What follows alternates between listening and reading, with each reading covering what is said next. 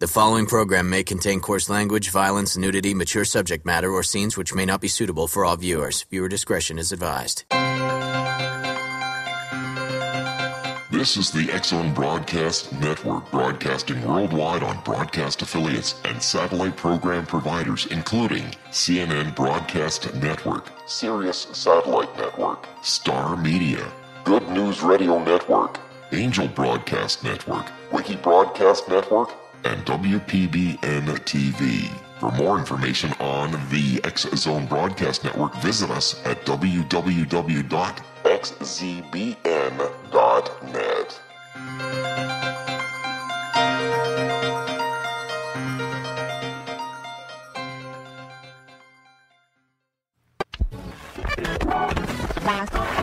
All Hit Radio.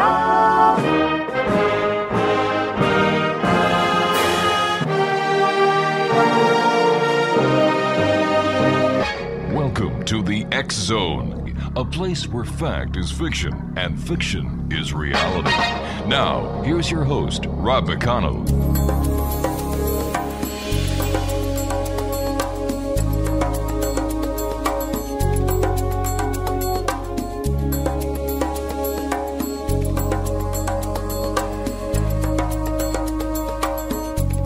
And welcome to the X-Zone, everyone. My name is Rob McConnell, and it is September the 1st. And it seems like it was just yesterday that we were in the middle of summer. But here we are, September the 1st. The kids go back to school tomorrow. Halloween is just what? A month and a half away, Craig? 2 months away? And then Christmas. And the circle starts all over again. 1-800-610-7035 is worldwide toll-free. My email address is xzone@xzoneradiotv.com. On all social media sites, X-Zone Radio TV, and our website, www.xzoneradiotv.com. I hope that everyone listening around the world has had a wonderful Labor Day weekend. Everybody was safe and sound, and here we go. We're getting ready for the fall season here on the X-Zone. And we're starting it off with a very special lady. Her name is Diana West. And she is the author of American Betrayal, The Secret Assault on Our Nation's Character. That was published in, I believe it was 2013 by St. Martin's Press. And The Death of the Grown-Up, How America's Arrested Development is Bringing Down Western Civilization. And once again, that was Martin's Press in 2007. Now, in the fall of 2013, Diana brought out a companion volume to American Betrayal titled Rebuttal, Defending American Betrayal from the Book Burners. Joining me now is Diana West. And Diana, welcome to the X-Zone. Thank you so much. It's great to be with you. Great having I've you. also got my paperback of American Betrayal is actually coming out tomorrow. Wow. So this is very timely indeed. Yes. That is great. Tell us a little bit about yourself, Diana. Well, I am a journalist. I write a weekly syndicated column. I have since 1999, and it's syndicated by Universal UClick. And ever since 9/11, the column has sort of been a petri dish and experimental research chamber for trying to understand Islam, its war on the West, and other fun subjects like that. I'm based in Washington, D.C., and I've been here for quite a while, actually. But I'm originally from Los Angeles, California, so go figure. Yeah, I've got to tell you something. Even up here in Canada, nobody can understand what happened or what the reasoning was behind 9/11. There are so many conspiracy theories. There are so many possibilities. There are so many hypotheses out there. But you know what? There's one thing for sure. Yes? It's war. Yes. I would call that an act of war, yes. Yeah. Yes. Yes. I do think one of the more interesting conspiracy theories, and I would say also that conspiracies are often more than just theories. I mean, it only takes two, right? Yeah, that's secretly. Right. But one of the more interesting one has to do with the man who is now the head of Al-Qaeda, Ayman al-Zawahiri, who then was number 2 at the time of 9/11. But the interesting developments that the late Litvinenko, the former Russian FSB agent who was killed by polonium, a small nuclear device implanted in him essentially back some years, who actually put out there that he was aware of Zawahiri being trained by FSB inside the former Soviet Union, and that, there are interesting connections between Al-Qaeda and the Russians. Always intriguing. Very much so. We've talked over the years about the different conspiracies, and one of the main ones is that this was a black flag op, that it was actually the Americans, the American government, who took down the Twin Towers just as a pretext to enter the war. And I listen to those conspiracy theorists, and I say, you've got to be kidding. You've got to be kidding. Yeah, that one doesn't resonate with me. No, that one doesn't work. Not at all. Not at all. Yeah. Here we are, 2014. We're watching in the Middle East. We're watching ISIS. We're finding out that Americans are going over and fighting for ISIS. There's danger that we may have homegrown terrorists within our boundaries, not only the United States, but Canada as well. Sure. How close? Well, it's not a danger, it's a reality. It's right. a reality. It's been going on a long time, sure. Do you think, based on all the people that you've talked to, based on your books and based on your experience as a professional journalism, that 9/11 was just the start? Well, of course, it was just the start, and it was also a midpoint. I mean, we had other acts of terrorism, certainly against the West, certainly against America. Really going back, if you go back to the beginnings of the Palestinian Liberation Organization and remember airplane hijackings? This plagued the late 60s and 70s, so part of a long war. All right, Diana, what I'd like to do is when we come back, let's go to the beginning, when all this happened, and bring our listeners up to date. Great talking to you. Diana West is my guest. Her website is dianawest.net, and we'll be back on the other side of this break. Don't go away.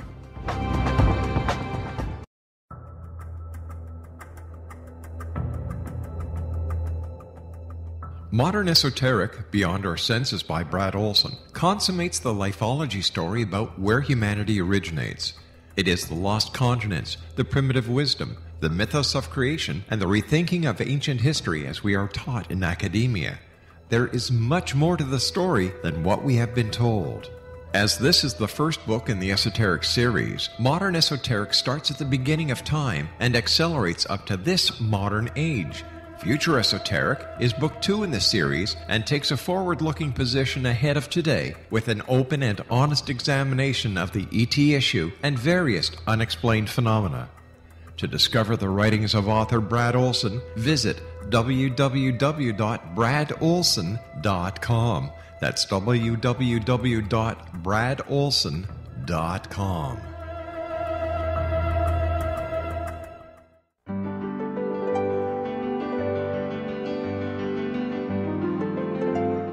Named one of the world's greatest psychics, Elizabeth Joyce is now giving readings worldwide via Skype. Elizabeth Joyce is recognized for her clairvoyant ability to help find missing persons, her analysis of dreams, past life regression work, mediumship, and her accurate predictions. Elizabeth has been a frequent guest on the X Zone radio show with yours truly, Rob McConnell, now for several years. For an appointment with Elizabeth Joyce, call 201-934-8986 or Skype at elizabeth.joyce. And for more information, you can always visit Elizabeth Joyce online at www.new-visions.com.